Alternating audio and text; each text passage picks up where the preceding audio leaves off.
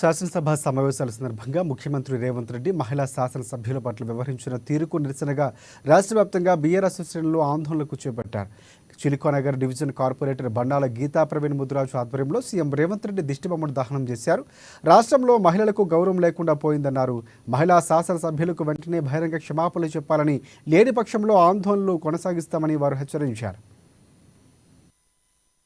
మరి మహిళల పేరు చెప్పుకొని మహిళలకి మరి అది చేస్తా ఇది చేస్తా అని చెప్పేసి మరి మహిళలకి కులం బంగారం ఇస్తా అని చెప్పేసి మహిళలను అడ్డు పెట్టుకొని మరి మహిళలు ఏదైతే 1,70,00,000 మహిళలు ఉన్నారో మరి వారికి కళ్యాణ లక్ష్మికి తులం బంగారం ఇస్తారని చెప్పేసి మరి అదేవిధంగా మహిళలకు ఫ్రీ ఉచితం అని చెప్పేసి మహిళలను మభ్యపెట్టి మహిళల ద్వారా ఇవాళ గద్దెనెక్కి మహిళల ద్వారా ఇవాళ సీఎం అయ్యి మరి ఇవాళ మీరు మహిళలకే గౌరవం ఇవ్వకపోవడం ఎంతవరకు సమంజసం అని చెప్పేసి కూడా మీ ద్వారా అడుగుతా ఉన్నారు.